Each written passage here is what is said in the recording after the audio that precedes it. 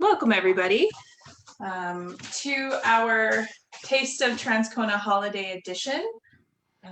Just making sure that there we go. Holiday edition, and this time we are doing no bake desserts, so very exciting. So we ask that if you like what we do here at the museum to think about making a donation or becoming a museum member. Donations can be accepted on our website through Canada Helps, and if you have end of year donations that you need to make, maybe think about donating to the museum. You can stay in touch, so you can visit us on our website, transconamuseum.nb.ca. Follow us on social media, Facebook, Instagram, Twitter, our YouTube channel, and we have a blog. And you can join our email mailing list. We send out 1 to 2 e-newsletters a month, so we don't spam your inboxes or anything like that. So if you like what we do, support the museum. Where's my mouse? There it is. At this time, I would like to acknowledge that the Transcona Museum, would like to acknowledge that we are meeting on Treaty 1 territory, the traditional territory of the Anishinaabe, Cree, Oji-Cree, Dakota, and Dene peoples, as well as the homeland of the Métis Nation. So today, just like I mentioned, we are doing Taste of Transcona Holiday Edition, and this time we are doing no bake desserts. So lots of fun. So we're using recipes from that 1964 cookbook that we have.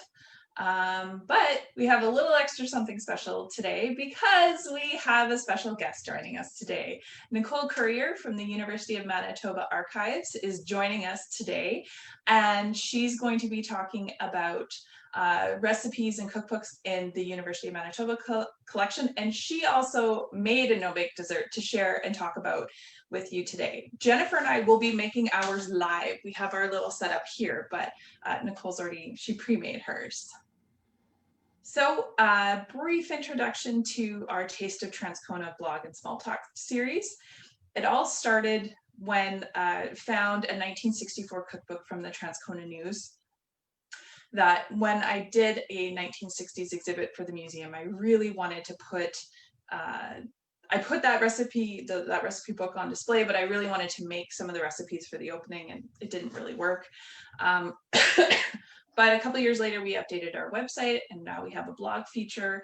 So we started making some of those recipes as a blog, and then we transitioned to that into our small talk series. So Jen, this is like our 3rd or 4th small talk with the food, right? Yes, I think we did our first one was we made a old recipe from the 64 cookbook and then a more modern version of it, and then we had our guests at the museum try and guess which one was the 60s version and the modern version. Then we did one over the summer, which involved a lemon slice, if I recall. And then the time before this one, we did our savory 60s dishes, and now we're doing our no-bake holiday. So yes, this would be our 4th. And just a little update, we actually quite enjoyed our savory no-bakes, our savory bakes. I made carrot loaf, Jen made meat pie. We actually kind of really enjoyed them. So that was interesting. We didn't think we would based on the ingredients in the recipe. So that's sort of just a brief introduction. So Jen and I are making Yum Yums. Jen's making Yum Yums, and I'm making candy snowballs. So I think what we're going to do now is turn off the slideshow, and so you'll see all of us, and you'll be able to see Nicole, and we'll introduce Nicole, and then we'll get started talking about our recipes as well. So there we go. I'm going to change it to gallery view. There we go. We are all there. And so I'm trying to do this from back away from the computer. Oh, and mine's bubbling. Okay, so I'm Alana, and I'm the curator at the Transcona Museum. I always forget to introduce myself. And Jennifer, who's off screen, is the assistant curator at the museum. And in the top right corner on Facebook Live is Nicole Courier. Hi, Nicole. Hi, thanks for having me. Thanks for joining us. So for everyone who's joining us today, how we invited Nicole is a couple of weeks ago, you posted about a recipe cookbook that you have in your collection at the U of M archives. And I saw your post and I commented saying like, hey, do you want to join us for this talk? So tell me a little bit about that cookbook. Yeah, so we have quite a few cookbooks in the archives collection. So this one is called Christmas Recipes, if everyone can see. I'm actually in the archives today at the university. So that's why I pre-made my recipe. We usually don't have any food in the archives, so it was a fun way to kind of combine the two. So I was looking for Christmas recipes to post because usually around Christmas time, we like to put up a recipe. We usually get good feedback from people and they have their favorites that they want us to look for, or they just want to try out a historic recipe because, as I'm sure we're going to talk about today, they look a lot different than current recipes and less sugar for sure. So I'm using potatoes. I've never made dessert with potatoes. Yeah, I think we're going to find some interesting ingredients today. So the Christmas recipes book that I found, I just want to read the introduction. I thought it was kind of interesting. They have a bit of a foreword. It says, in November of 1971, we started a Christmas recipe contest on Radio Southern Manitoba. It was a very simple contest in that all the listener had to do was mail in her favorite Christmas recipe. Each day, one recipe was read on the air, and at the end of the contest, a draw was made from all the recipes received, with the winner receiving a special prize. Due to the overwhelming response to the contest, we decided to publish a sampling of the many Christmas recipes in this special cookbook. The recipes represent a sampling of the great variety received, and it is our hope that you'll be able to try many of them this coming Christmas season. And then they sign off as good baking to one and all, which I really liked. So the recipe that I posted was the non-baked Christmas cake. So maybe I'll share it. Alana, I'm not sure if you're able to post the recipe with the Facebook Live. I can share your screen. Okay, yeah. I just need to give you permission to. Sure. There you go. You should be able to share now. Perfect. Can everyone see this recipe? Yes. Okay, perfect. So this is the recipe that I made from the recipe book, the non-baked Christmas cake. So as you can see from the ingredients, I wasn't really sure how it was gonna turn out. When we did post some of the recipes from the book, we had a lot of comments from people that they were surprised about the amount of raisins in all of the recipes that we posted. One of the other recipes had 3 pounds of raisins. Oh my. So yeah, very raisin heavy. I was able to find everything. I don't know if anyone's been doing holiday baking, but the shelves are pretty empty for particular items this time of year. So I wasn't able to find any colored marshmallows. I've heard those are like the hardest thing to find right now. Yes, I managed to grab some smaller marshmallows earlier in December, but I used jumbo ones and then just kind of ripped them apart. And then, so I just used half a pound of those, half a pound of coconut. With the tin milk, I went with evaporated milk, assuming that that is what they meant, but sweetened condensed might have been interesting too. I found that the final recipe was actually quite sweet, so I'm pretty happy that I went with the evaporated milk. And so basically all you have to do is mix the ingredients together. And it says if the mixture is too dry, add some milk or cream. But I found that it was like the perfect consistency. I wouldn't have added any more. I think if you did the full pound of coconut or marshmallows, you might have had to add a bit more. And then all you do is you press it into a cake pan and you're done. I just put it into the fridge overnight to see if it would harden a little bit. And I'll show everyone, if I stop sharing my screen, I can show you what the final thing is. So not the best for, I mean, if you're thinking about presentation, thankfully, we won't be hosting any guests this year. So this is the perfect at-home snack. You can see the marshmallows, the raisins, the coconut. It's actually pretty sweet. And I would actually make it again. That's, you know, we found that with pretty much all of the recipes that we've made is we're kind of like, I don't know about this. And then we make it and we're like, yeah, we would make this again. So my recipe that I'm making today is candy snowballs. And I needed to, my recipe, it says it's 3 cups of icing sugar, 3 tablespoons of hot rice potatoes, and 3 teaspoons of vanilla. And that didn't seem, and then you have to like knead that all together.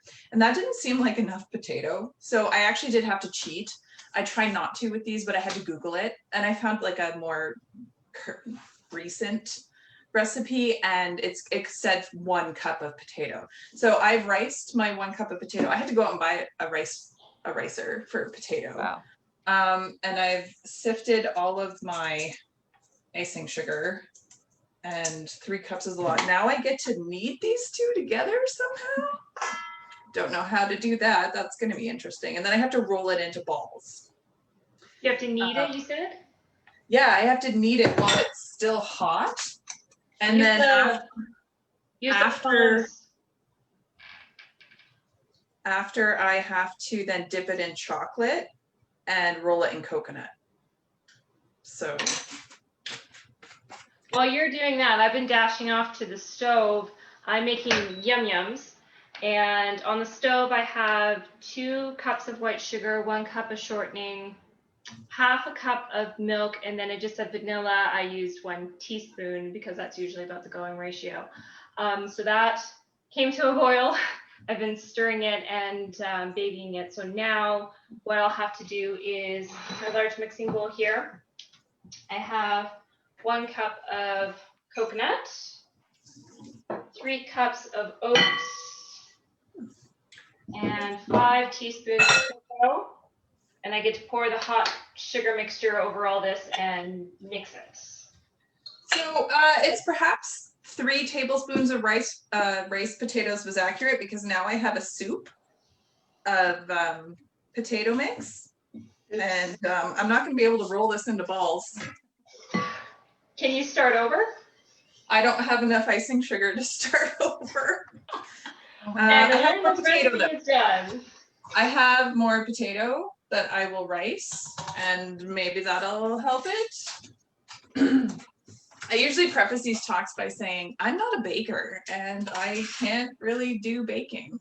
I can figure out cooking. I'm pretty good at the cooking stuff, but baking, yeah, I think 3 teaspoons of vanilla was way too much. Maybe that was supposed to go in the chocolate. It didn't say in the instructions. So, you know, that's always fun. I think that's the problem with some of these older recipes is I actually do bake quite a bit, and I find that they're more difficult because they're a little bit more loosey-goosey with their instructions. So you never know what kind of consistency you're going to get. Or they list the ingredients, and then as you read the recipe, you find more ingredients that weren't listed. And yeah, this is just soup. I don't know how much further. I have a little bit more sugar. I can try. I don't think this tiny little bit is gonna do anything. Mine seems to be coming together well. That's good. That's better. That's better than mine. Yep. Well, if this is a baking championship. I knew. Yeah. This is the. Just sit here and I don't have any more icing sugar. But the recipe called for 4 cups of icing sugar and 1 cup of the one that I found online. Called for, I bet I was supposed to put the vanilla in the chocolate, actually, not in the potatoes. Dry ingredients as well. Drop on wax paper cherry on top. Okay. I thought this was going to be a harder mixture. It's more of a it's not a soup and it's not a hard mixture, so it's somewhere in between. So that makes sense now when they say drop it onto wax paper, because it'll probably harden as it cools. This is like liquid.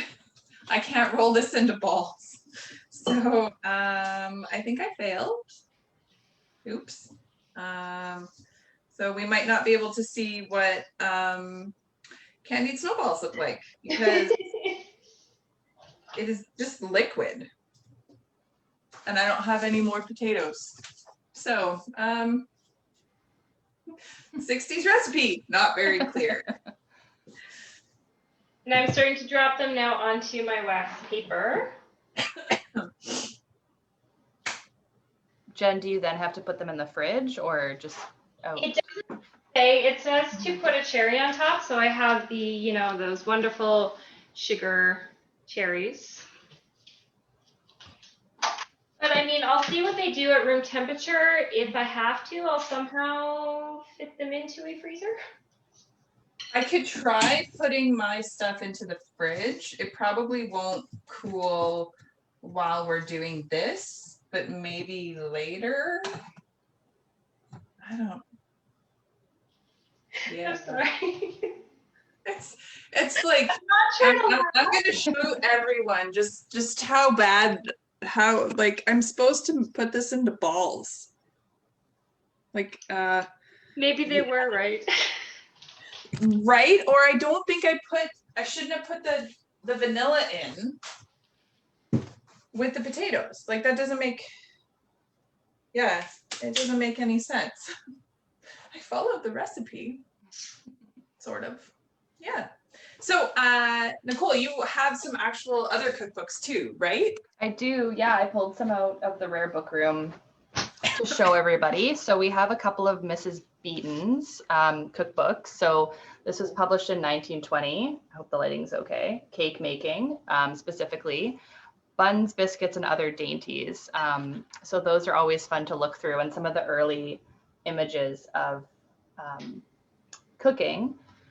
And then I have another one here, published in 1895, The Art of Pastry Making. You can see the cover there.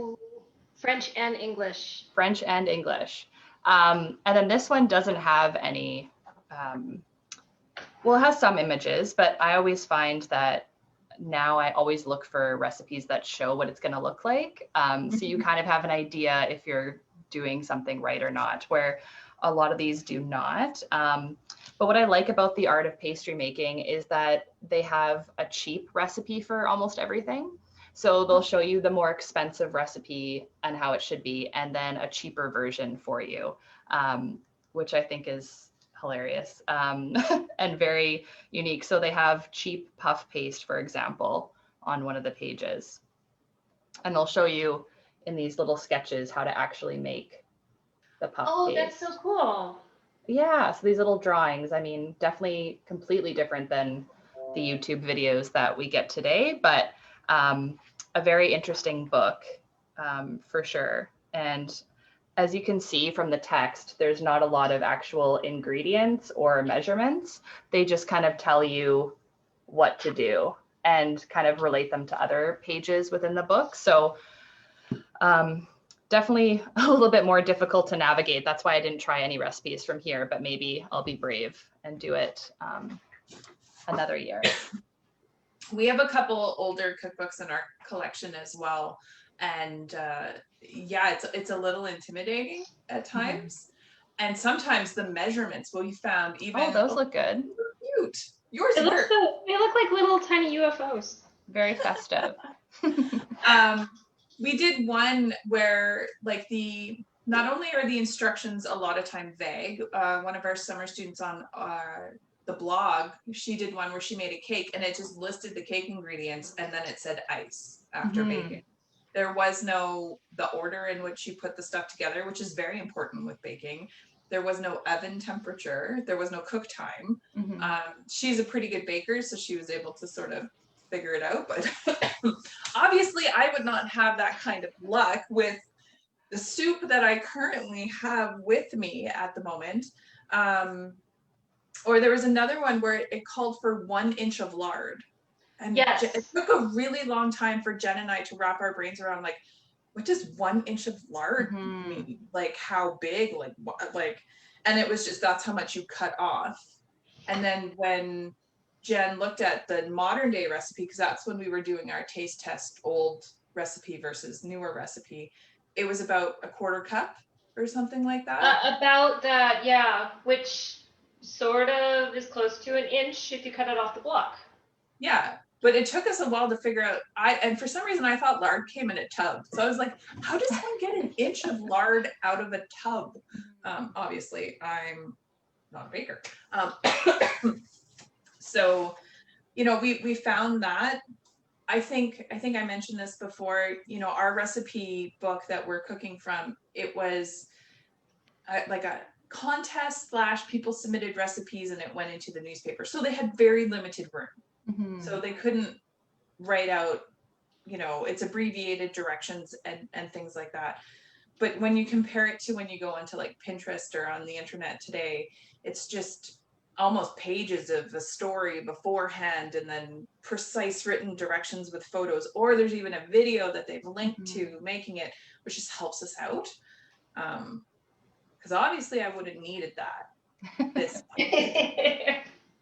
Well, and even recipes today, they give you options. If you don't have this, you could substitute with that. But I was thinking, how am I going to substitute a tin of milk? I don't know if I could have used whole milk or 2% or skim or something. I didn't know if it was going to be the same or not. So I made one and it was a maraschino cherry loaf, which smelled amazing, but it said use 1 jar of maraschino cherries. So I went to the store and there were multiple sizes of jars and I was like, okay, which size would have been the jar? I just had to kind of, this seems to be the most common size, you know, that sort of thing. So there's all these changes and we've talked about it before and we think maybe like more people sort of knew more what to do in the kitchen, potentially, you know, they how to, you know, read that abbreviated recipe, or they knew the vanilla should go into the chocolate, not to the mixture, you know, like sort of things like that. Like I took home ec, but I'm still, because baking is also a bit of a science, and most of the stuff we've made with this series has been baking. There's some not so good ones that, you know, that we've made. There's also, because it's the 60s, there's a lot of jello recipes. Lot of jello. A lot of jello. Yeah. Jello. We had lots of like pop open a can and just, you know, throw it all together and away you go, right? Put it in a mold and call it a salad. Yeah. If you go through our Facebook videos, we did a taste test of the winning 24-hour salad, which I grew up with a lot of jello salads, so I enjoyed it. Jen, not so much. She's not a fan of jello, or half of the ingredients that went into it. And one of our summer students, I think that year as well, we never ended up making a video about it or posting about it, but she made a lemon jello chicken gumbo salad that looked like cat food. Oh, I left the room.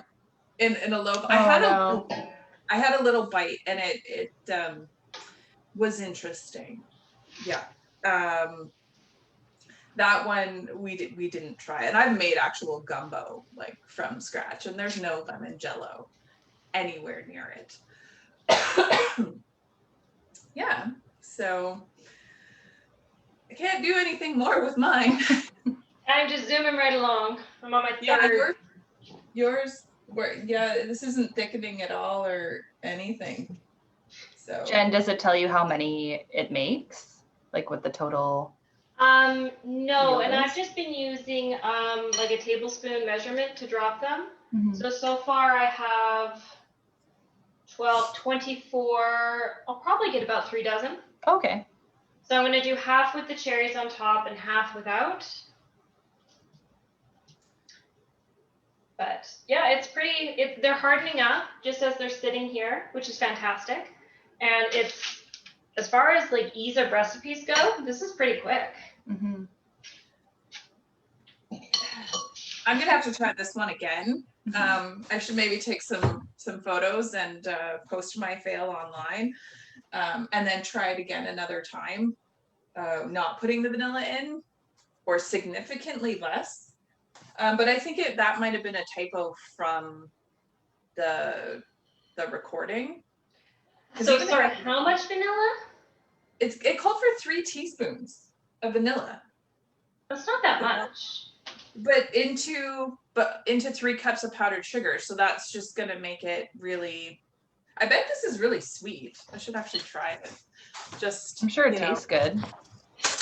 Because let me think here. When I do like icing, it's like 3 cups of sugar to, well, 3 cups of sugar, maybe 1 tablespoon of milk, and then half a tablespoon of vanilla. And that turns out, so, but I mean, there's also that is way too much vanilla. That is not good. I can see why they say ricing it, because then I had like chunks of potato in there, and I used my ricer came with 3 settings, like a big, medium, and fine, and I used the medium one. Should have probably gone fine. Okay, so someone left a comment on our Facebook page. Okay. Found a Pioneer potato candy recipe with the same ingredients. It uses 1 cup mashed potatoes, but it does say in the recipe that the mixture will liquefy when first sugar is added, then gradually begin to thicken, then knead, and it will still taste good. So I might just have to really wait on this. So I'm gonna throw it in the fridge. And Just might get salvaged yet. Thank you, Joan. I will probably not be able to finish that during this, but I will attempt it, and I will, oh, and that recipe called for 2 teaspoons of vanilla, and this one called for 3, and 2 pounds of icing sugar. 2 pounds. Yeah, I didn't have. That's a lot. That's all the icing sugar that I have. Someone else commented that I could try to boil it to thicken it. I'm gonna try in the fridge first, see if it thickens up. I might actually have to take like my immersion blender to try to break up those chunks of potatoes, because that was not a nice texture in my mouth. Oh. Yeah, it was very sweet though, with the vanilla and the icing sugar. About 3 dozen I got here. Okay. Yeah. With a little left over. So I'm just gonna actually take a spoonful and try this, see how it tastes. I did try, Joan, another comment on our Facebook. I did try a ricer. I did not use a fine enough ricer setting. Because yeah, my potatoes are lumpy, but I think my immersion blender would really help get rid of it. Oh yeah, those firmed up. Oh, those firmed up nicely just in the past like 10 minutes. Oh, perfect. That's So good. Better than I am mine. calling this a success. Yeah. So that's kind of it for our small talk today. We had 1 success and 1 that appears to be a failure, which I will then update people on if I can get it to work at all, or if it never hardens up. Like it says kneaded. There's no kneading with that right now. It's just a soup.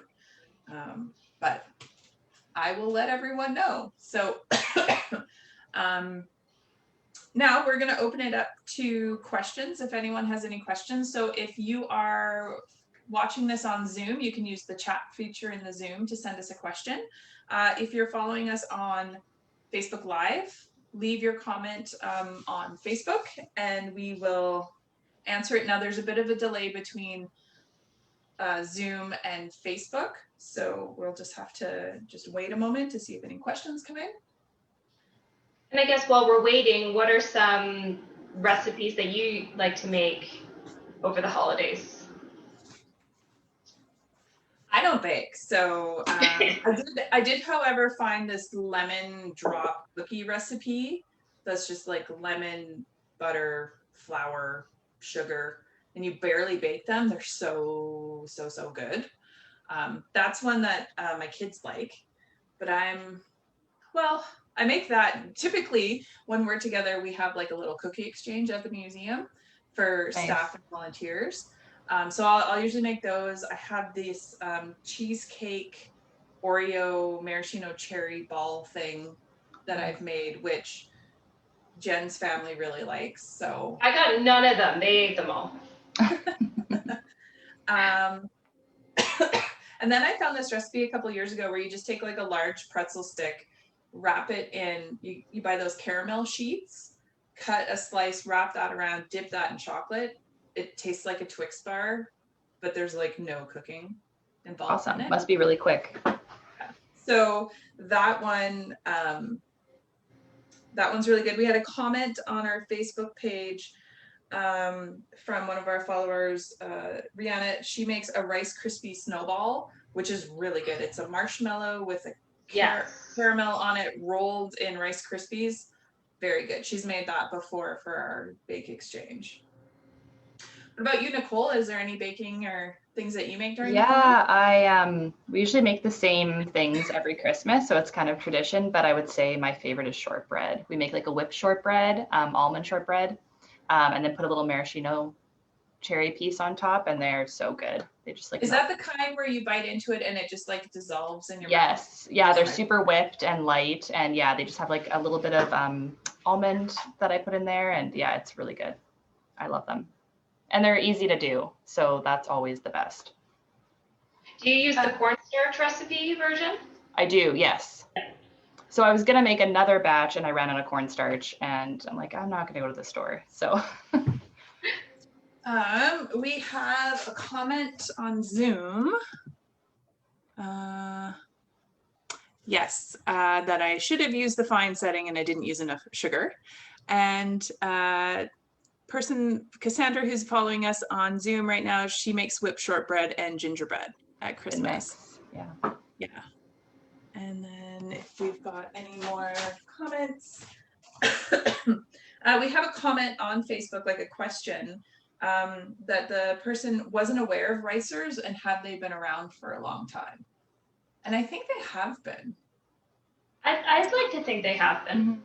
I don't know for sure, but I've definitely, like it's not a new thing. I know it's for making like really creamy, smooth, like even mashed potatoes with a ricer. And I think my grandma may have had a ricer. For some reason I'm remembering possibly my grandma with a ricer. So I think they have been around for a while. If anyone knows, leave a comment down on Facebook, or if you're watching this on YouTube, let us know. That's maybe one thing where we could Google when the patented ricer came out. Another question for those of you who make the whipped shortbread, which is not me. Do you use margarine or butter? I always use butter for shortbread. That is like a family. We have to use butter. I know other people don't, but that's what we do. If we have the choice, margarine, butter, we usually go with butter. Oh, and the comment from Zoom is also butter. So it looks like we have 3 for 3 for butter. All right, so we had someone who did some quick Googling, and 1887 was when the first ricer was invented. Oh. Thank you, Rihanna. So it is older. It's a very simple piece of machinery.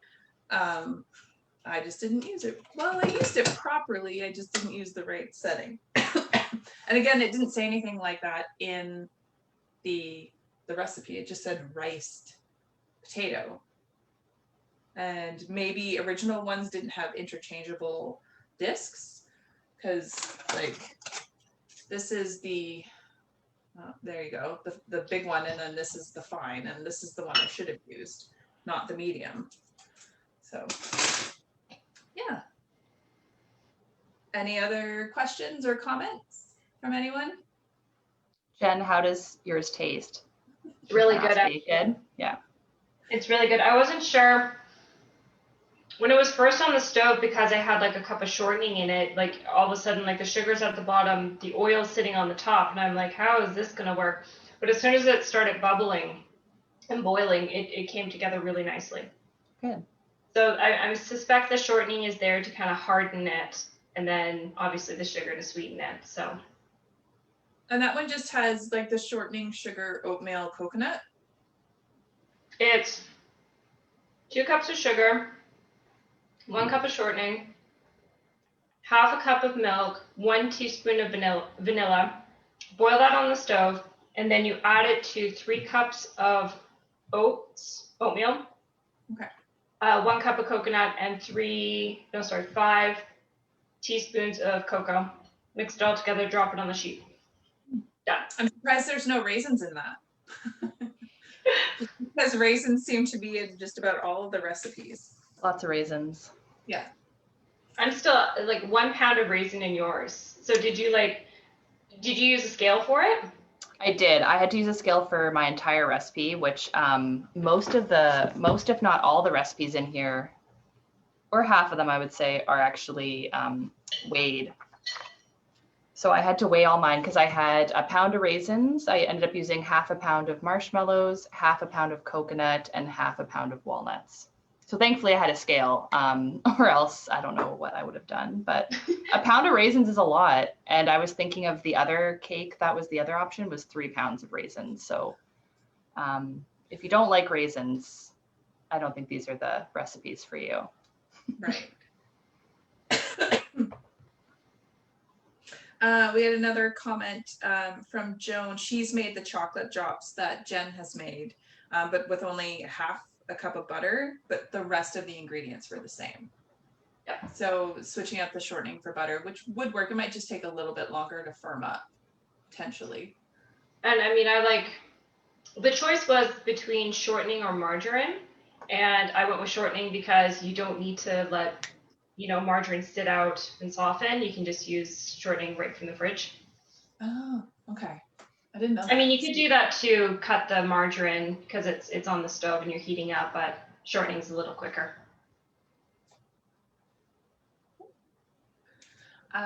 So again, thank you everyone for joining us today. This was our last small talk of 2020. So hopefully 2021, we can be doing these back at the museum and where people can come in and join us in person, and they won't all have to be virtual. That's definitely something we're looking forward to. And I want to thank you, Nicole, for joining us today, being our guest and talking about the collection at the U of M and sharing the recipe that you made for us.